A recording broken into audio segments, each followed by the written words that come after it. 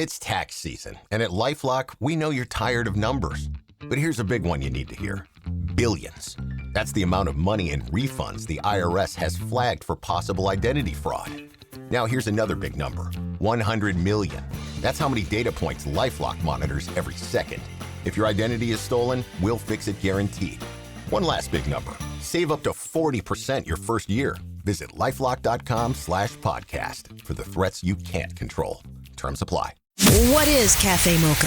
Café Mocha is experts, celebrities. What's up? This is Belle Biv DeVoe. Yours truly, Idris Elba. This is Fantasia. This is In Vogue. This is India Ari. So much more. All from a woman's perspective. What flavor are you, baby? This is Café Mocha. Café Mocha with Lonnie Love. Yo, I'm the producer, Angelique. Don Lemon arrested for covering an ICE protest at a church in St. Paul. We're flashing back to an interview with Don Lemon where he talks about his complicated relationship with the Bible. It's Café Mocha on the line.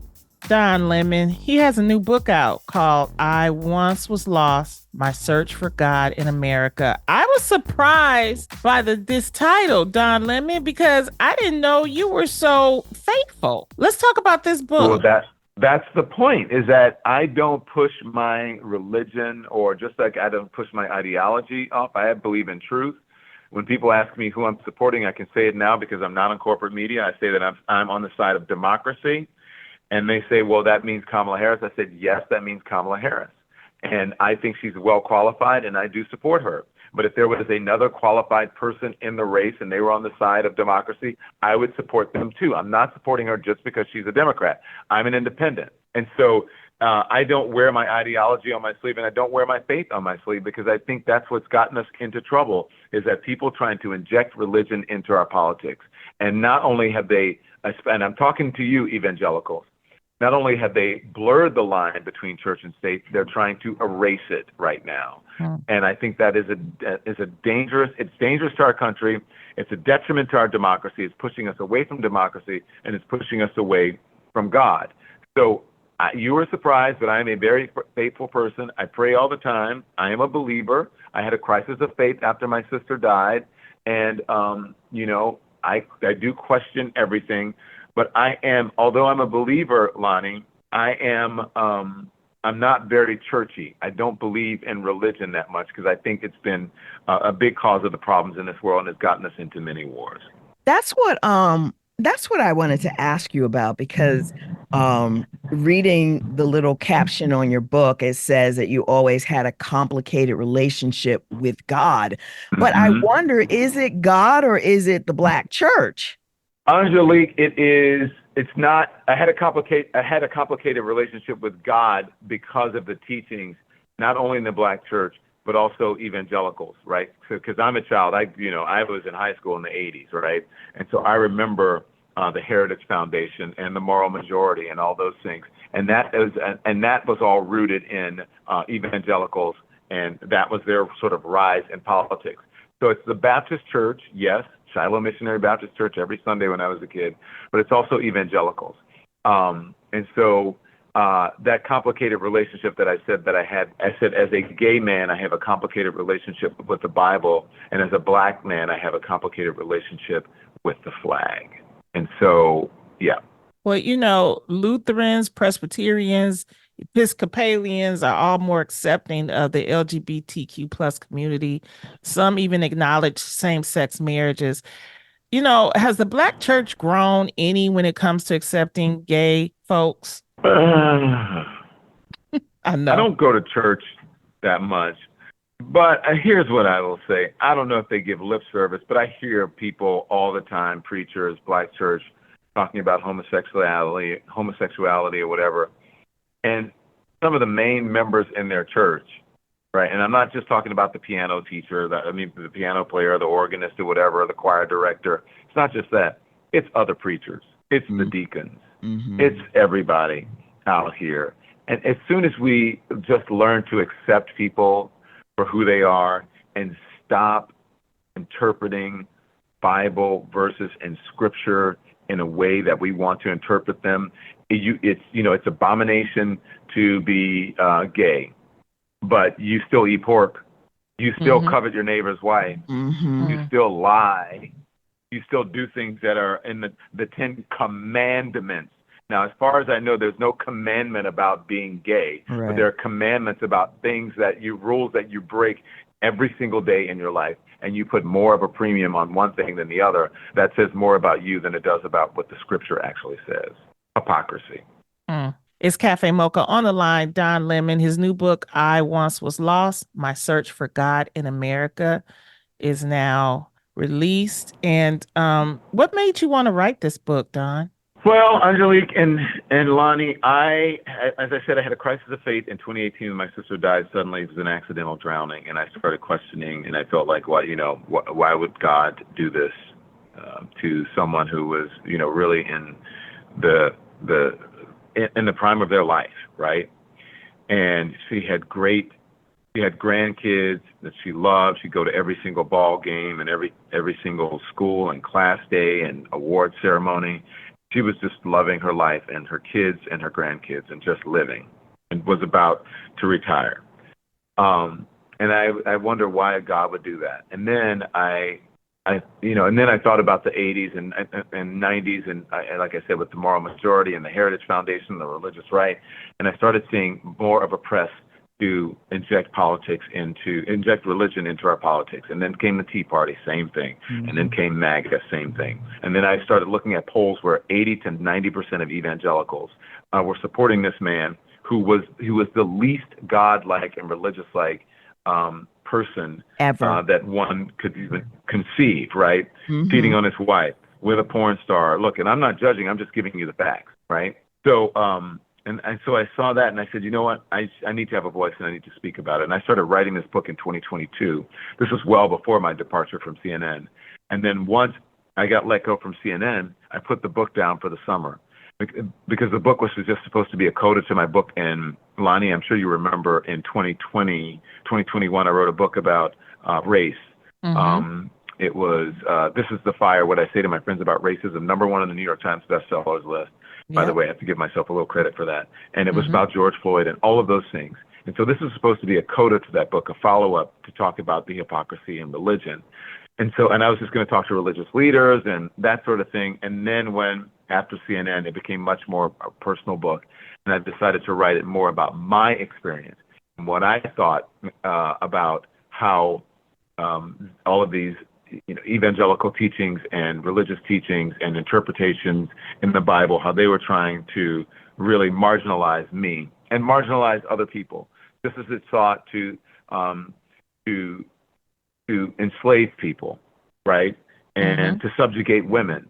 That people use the same Bible verses and scripture to do that. Mm-hmm. And I wanted to point out the hypocrisy, and I wanted people to be informed in their daily lives, no matter who was president of the United States. And the odd thing is that as I was writing this, I finally did finished it, sent it to the publisher. It was supposed to release in November after the election, around Christmas time, as a good gift, and people could read it because it's about religion and all that.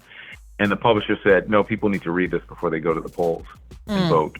Because it's not just about religion. It's also about politics and what we need to know in our daily lives about how our politics in our country actually work and the infusion of religion in our politics, what it's doing to us as a country. Don Lemon's book is called I Once Was Lost. More coming up in this throwback interview on Café Mocha.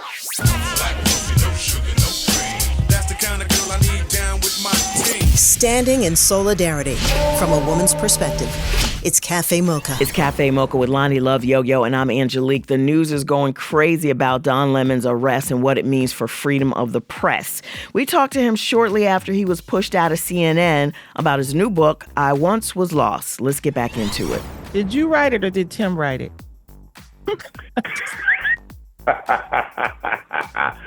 My dogs, Barkley, Boomer, and Gus Gus wrote it. No, Tim didn't write it, but Tim influences the book. He's in there. I talk about our marriage, and I talk about our marriage without hesitation, just as straight people talk about their marriages and relationships, because I don't believe that there's any difference. You love who you love, and you want to spend your life with who you want to spend your life with, and that's nobody's business but your own.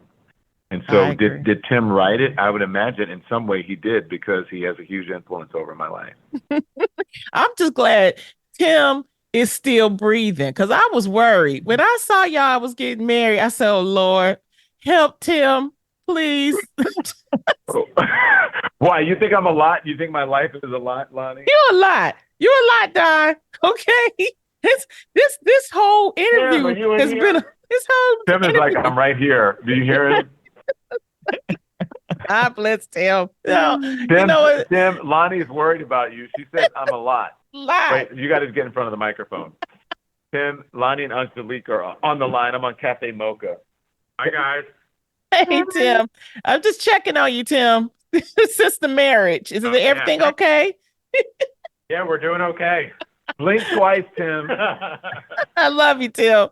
Oh my goodness. Now, Don, you was at CNN for nearly 20 years, and I was so mad with what went down. But you know, and you know it was some BS, right? And it was a setup. Oh, okay. Yeah, it was. It was, but you came through at the end. You were at CNN and you were let go. What happened?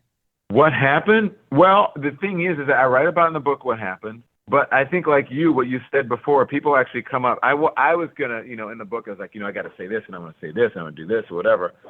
But after spending time in the summer and, a little bit of time off, people were actually coming up to me telling me what happened. And I'm like, well, God, do I even have to dig into this?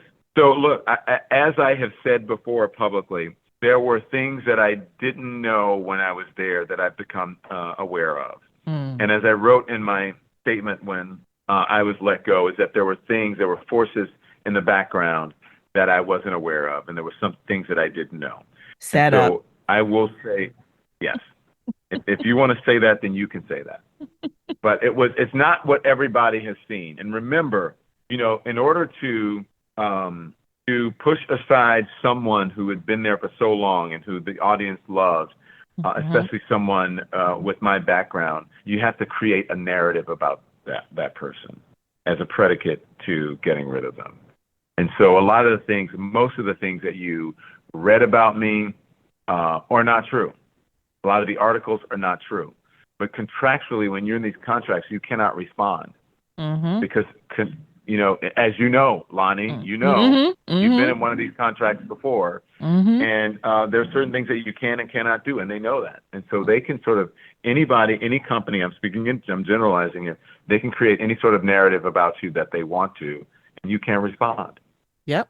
And it's a shame because, you worked so hard, but to see you come through, and I think, you came through a winner. Do you think that was due to not only just your perseverance, but also your faith? I think it's my faith. I think it's my perseverance, but also as I dedicate this book to, when I say all the matriarchs of Shiloh Missionary Baptist Church and all of the women, especially Black women, who have supported me and have carried me in their bosom, and I don't mean that in a weird way, you know what I'm talking about, who have just sort of held me up. That's why I dedicated to them, because a lot of the things that they were hearing about, and that's BS. And I wanted them to know, and I wanted to have a work that was dedicated to them so that they know the real truth about what happened to me. But I didn't really need to do that, honestly, because they already knew. Yeah, we already knew, look, Don. I'm like, why are you tripping? We already knew. Also, my mama raised me right. My mama raised me to have dignity and class, and to do unto others as you would have them do unto you. And everything that all the beliefs and that she instilled in me have paid off, because I believe that I've come through this with dignity and class, and I don't have to be bitter or a troll by talking, by talking about CNN or anybody that I work with. I always say I work with the best journalists in the world. I wish them well. I have no ill will towards them, and I wish CNN the best. And you won a lawsuit. No, it was no law. There was never a lawsuit. Don't believe everything you read. There was never a lawsuit. I'm not going to talk money with you or whatever, but there's never a lawsuit. They had to abide by the contract. Yeah, I got you. Okay. Yeah, they had to pay out the rest and then of that especially if they're firing you not for cause. They're firing you for cause. They don't have to pay you. But there's no cause, so they got to pay you. Cha-ching. And technically they will say, you're not fired. We're just not playing you. It's play or pay. So they either pay you or they play you. And so if they're putting me on TV, then it's fine. I'm doing what they're supposed to do. But they can take you off of television and still pay you, still have to pay you. They just don't play you. When I saw that number, I was like, ooh, I need your Again, agent. I'm not talking numbers. Okay, I'm just saying people can look. Okay, Google look. That's my friend. Okay, before we close, let's talk about your daily show, Lemon Live, because we can now see you every day. Let's talk about it, Don Lemon. So it's the Don Lemon Show, which is powered by the Lemon Media Network, LMN, which is my production company. And then I have my own show, and I do two shows. I have my own channel, which is called the Don Lemon Show channel. But in the morning, I do Hot Topics, right? Because Sherry's not doing Sherry. I love Sherry. Is on her show. Love her, love her, love her. But I was missing my Hot Topics in the morning, which is Wendy. And so I do Hot Topics, whether it's around politics, pop culture, or whatever, lifestyle, whatever. So I do Hot Topics in the morning at 10 a.m. Eastern time, where we just go through, and it's just me, just riffing, talking about the thing, kind of like Wendy sitting in her purple chair, right? And then I do Lemon Live at 5 every day at 5 o'clock, which is a more serious sort of news topics, things that are going on in the world, where today we talked about, the abortion thing that's happening in Georgia, the hurricane, or what's happening with the election and that sort of thing. So that's what I do. And then I just have the Don Lemon Show, where I sit down with people and interview people like Angelique or Lonnie or D.L. Hughley or Whoopi or, Cheryl Lee Ralph or anyone like that. Like I'll sit around with big names and celebrities. And so that is a taped show that I do. So those are the shows that I do on the Don Lemon channel. And so you can tune in every day at 10 a.m. If you want live, you want to be in the comments, we'll read your comments. Same thing for live at 5. I do that. And it was just going to be a tape show 3 times a week. And then I said, you know what? This is just too much like regular television. I want to have a relationship with my subscribers. I want to build subscribers. I want to build a community. And I said, I'm going to start doing a show live every day where I'm just going to talk to my subscribers. And I did it, and it worked. We've been building subscribers so far. We have almost 260,000 subscribers in 6 months, which if anybody who's in this, in streaming, that's quite a feat for a short amount of time. So think about our trajectory, what will happen in a year or 2 years or what have you. So, it's going to build. And it's a new type of freedom, isn't it, Don?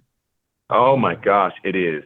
It is. And I'm lucky enough and fortunate and blessed enough to be in a place where I can experiment, where I don't have to worry about like, oh my gosh, I got to run out and get a job. I got to go do this because. So, it's the timing was good because as you both know, linear television is, shrinking. Broadcast television, cable news, it's shrinking. The contracts are not the same. The viewership is not the same. Streaming has taken over for traditional linear television now. More people, the biggest television network in the world now is YouTube. Before we let you go, I'm wondering, what would it take for you to come back to TV? Well, I'm sharing with you guys more than I share with anyone. People are like, why aren't you back on TV? Why aren't you doing this? Number one, again, for those of us in this, the three of us who've been on television, I think Lonnie, correct me if I'm wrong, has more television experience than, I think it's me and then Lonnie and then you, Angelique. So you know that you have contractual obligations. You just can't run and jump on somebody's air because, you have non-competes. And there are time periods where you cannot do things. So I have contractual obligations. And so when those contractual obligations are over, then we can talk about it. But until then, I'm not giving up what is owed to me from someone else. That's right. Hi, man. Don Lemon. You know what I'm saying? Yeah. I know what you're saying. Shoot, you keep that money. Okay, anyway.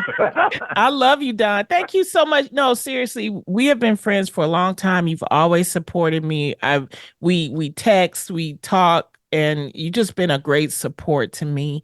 And thank you for what you're doing in this election season, because we really need it. We really, really need it. And you've earned the respect. So we will continue to support Thank you, Lonnie. You are welcome. Well, thank you, Lonnie. And Lonnie and I, here's the thing, though, that I love about Lonnie and I. Lonnie and I could disagree. And we still, right? It's like, because I was like, disagree with my mama last night about how to cook gumbo. And she's been cooking gumbo for 80 years. And she's like, who the hell do you think you're talking to? You know I've been cooking gumbo for 60, 70 years now. And I'm like, yes, ma'am, whatever.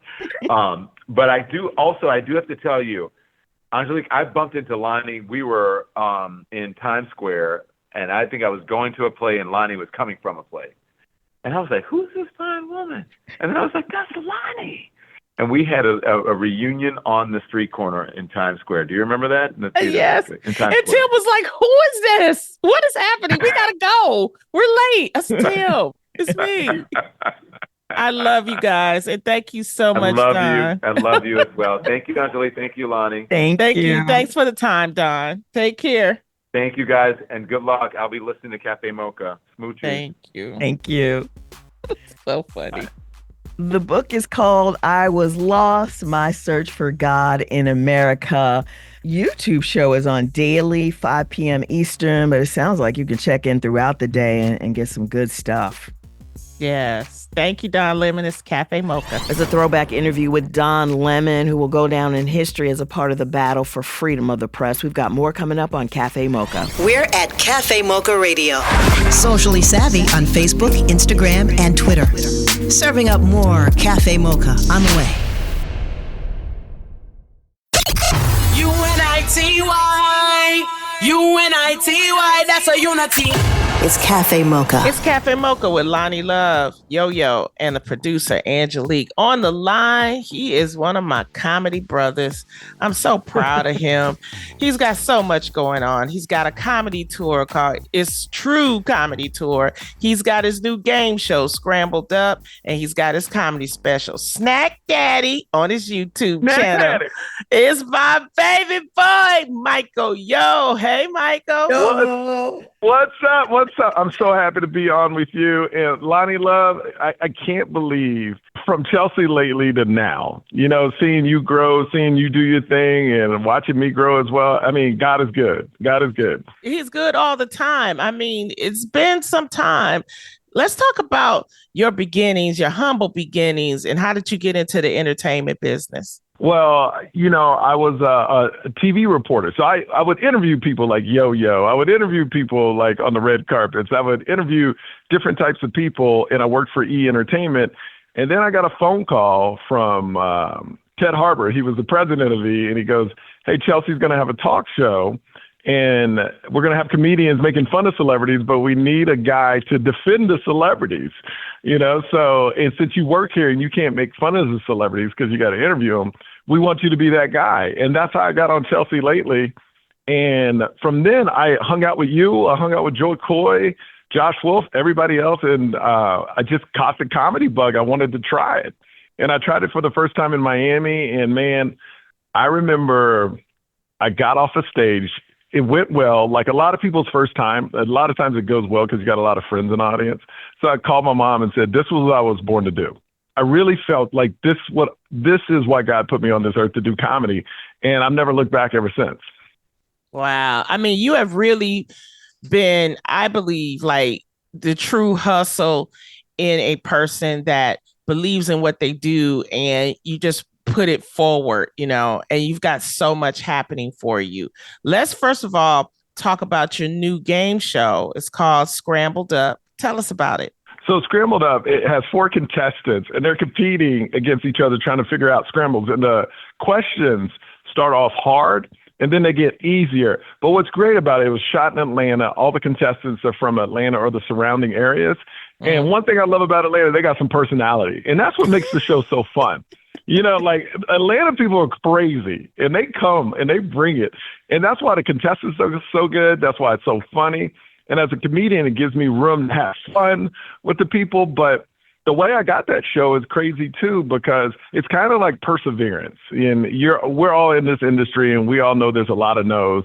And for a long time, I was the guy that would do the game show pilot. And then they would say, well, you're perfect for it, but we need to go with a celebrity. And I was like, all right, I get it. And then those same people I worked for and shot all these pilots, like 6 months ago, they called me and said, we're going to give you the game show. We're not going to ask the network. We're just going to give it to you.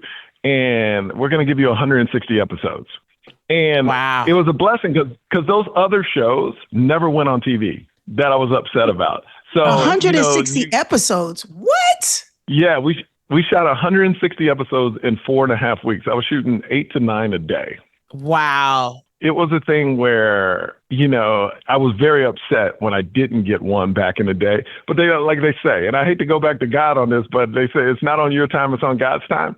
And to get that phone call and say, you got 160 episodes instead of 8 episodes I missed out on in the past. See? It was a blessing. So I love it. And I was born to be a game show. I love doing it. It fits me.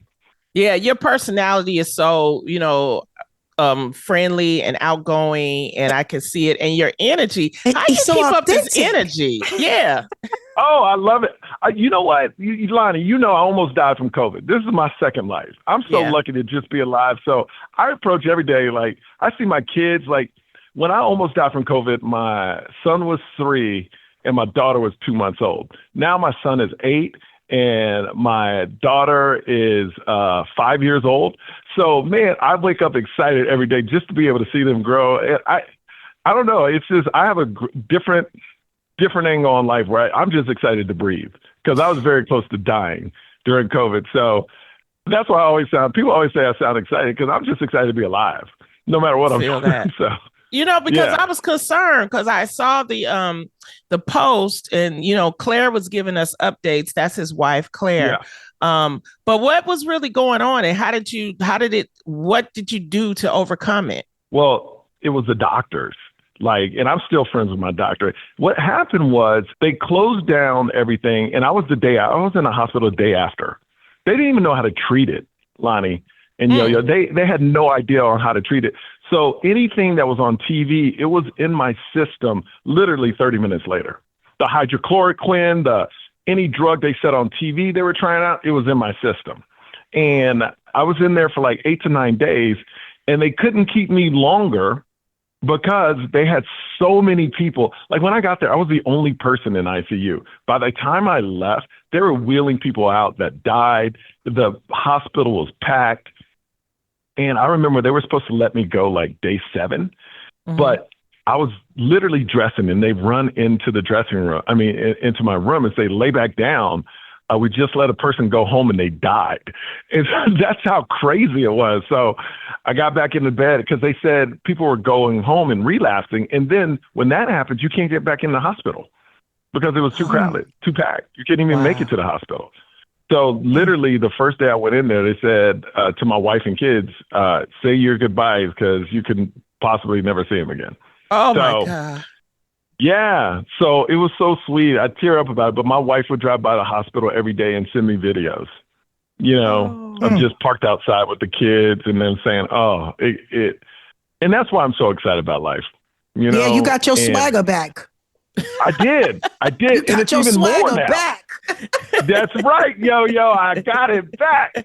And that's what it is. It's like, what can harm me now? I'm just excited. I'm living a second life. So I'm just doing everything I want to do. And I'm having fun, treating people right. And man, it's all about my kids and my wife and watching the family grow. So I was lucky to get through that. And the doctors, I'll tell you one last thing.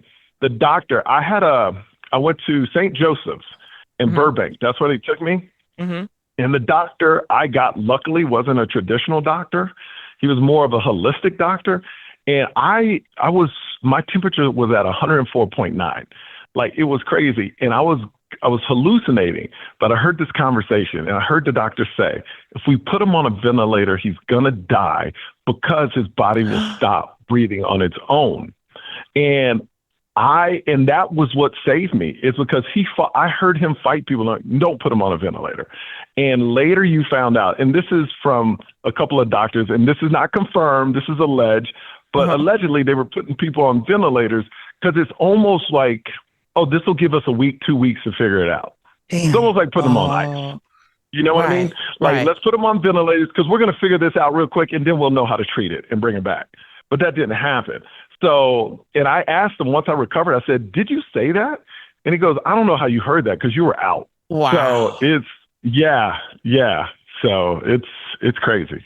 Wow. I mean, so what was the turning point that you got better during your illness? It in the hospital or when I got out? Like, because I was sick a year after. Like, I still struggled from it for a year after. The turning point was like a year after I finally started feeling like normal. Okay. But I had to do a lot of rehab. I had to work out a lot, build my strength back up. It was tough. Like, I was in isolation because this is early. You remember they didn't have tests. Right. So you got one test every week. Luckily, because I had a contact. So I got one test every week. I was in isolation for almost 62 days. Wow. You know what? It would be you, Michael Yo, that we have a pandemic and you get it. You the first person. You just got to outdo everybody. No, but it's so true. Like, I was on stage in New York. I did Gotham the weekend before I got sick. And that was a super spreader event. Literally, my poster was up at Gotham for a year and a half after that because everything closed down. Oh, wow. I met over like 1,500 people there and had some great shows out there, shook hands, took pictures, and everybody at that show got sick. Everybody, like, it was a super spreader event. And literally, I think if they put me on a ventilator, I would have died. But I had the one doctor in that place that didn't want me to be put on one. There was a reason. There was a reason for you, Michael. You know what I mean? Yes. It's just, and you deserve it too, Our rights are quickly being taken away. Reproductive rights. The military has ended all DEI rights. We pretty much don't have a Department of Education, so you can look for public education to be defunded. That's why it's important we get ready for this November midterm election. Get registered, let everybody know what's up so we can get out there and vote. Here's your dose of espresso. Strong, hot news now. This is The Espresso. I'm Angelique. Don Lemon just became the face of the fight for freedom of the press. Here he is talking about his recent arrest. The DOJ sent a team of federal agents to arrest me in the middle of the night for something that I've been doing for the last 30 years, and that is covering the news. The feds are saying Don Lemon wasn't a journalist. He was part of the protest. Harvey Levin of TMZ ain't having it. You got a Department of Justice that is trying to get Don Lemon, is trying to argue that if you cover a protest that Donald Trump's administration doesn't like, then we're not looking at you as a journalist. By covering it, we're going to make you a protester and we're going to prosecute you. Chris Cuomo, Don Lemon's longtime former friend from CNN, says he wouldn't have done what Don did. You can think what he did was wrong and that he pushed the boundaries too much and did things that aren't good practices. It doesn't make it a federal crime, let alone under the Ku Klux Klan Act. It's not just Don Lemon. It's about how we protect the press or choose not to. That's The Espresso. UNITY, UNITY, that's a unity. It's Café Mocha. Café Mocha with Emmy Award-winning talk show host Lonnie Love, hip-hop diva Yo-Yo. I'm the producer, Angelique. We're on the line with comedian Michael Yo. Talking about him getting better from COVID, but he's, has a renewed sense of life. He has a new comedy special called Snack Daddy on his YouTube channel. I cracked up when I heard it. Listen, I cracked up when I heard Snack Daddy. I mean, it does have a double meaning, like I'm old, but I'm trying to look good still, I'm a snack daddy, and then at the house, the true story, all I'm responsible is for snacks. My kids always, the way they go, can we have a snack daddy? Can we have a snack daddy? So they would keep asking me for snacks, but the problem is they went to school and told the kids at school my name was Snack Daddy. So I went to school to read a story. I opened up the door. All the kids are like, Snack Daddy!